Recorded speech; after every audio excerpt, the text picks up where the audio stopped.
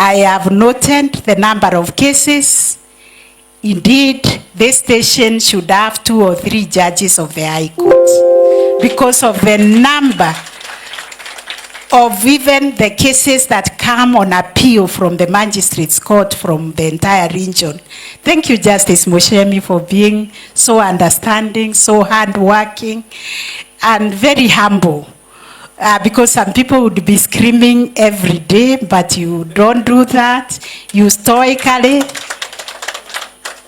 and patiently deal with these cases.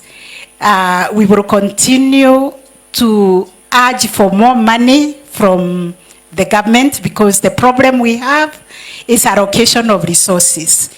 You know the judiciary gets only 21 billion to run the entire judiciary in all, we have 140 courts all over the country.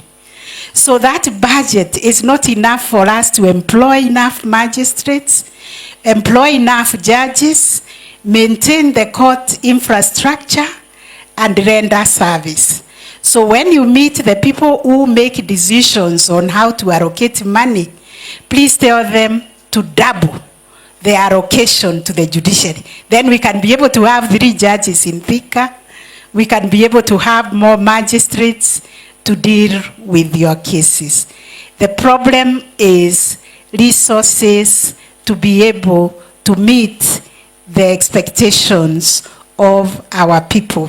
I, as a mother, and now as a grandmother, I put myself in the shoes of that parent whose child was abducted, and for days on, months on, they do not know where their child is. What I have to say as the Chief Justice is that Kenya is a country of the rule of law. We have the Constitution, we have other statutes, the Penal Code, the Criminal Procedure Code, which define every crime. So these people being abducted, if they are suspected of even committing the worst crime, murder or terrorism, though they should be brought to court and charged. They should not be held incommunicado, because this brings anxiety to the family.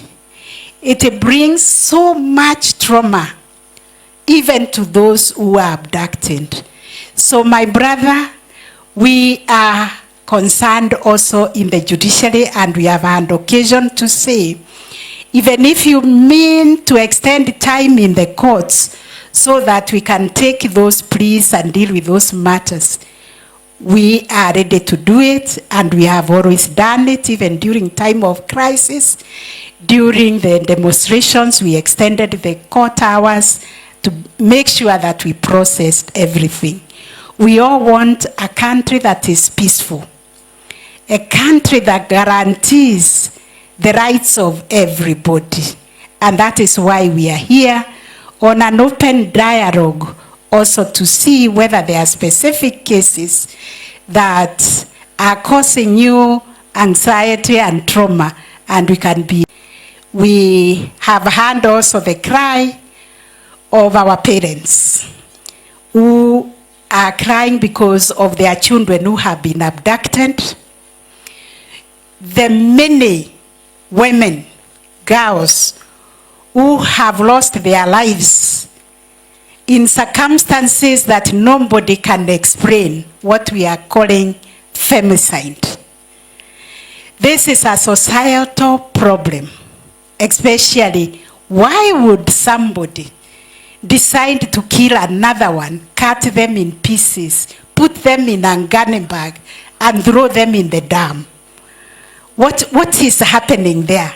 Nobody can explain what has happened to our society, but it is for us to condemn those acts in the strongest terms possible. There is need in Thika for a court complex, where all the courts can be housed for better operation of services.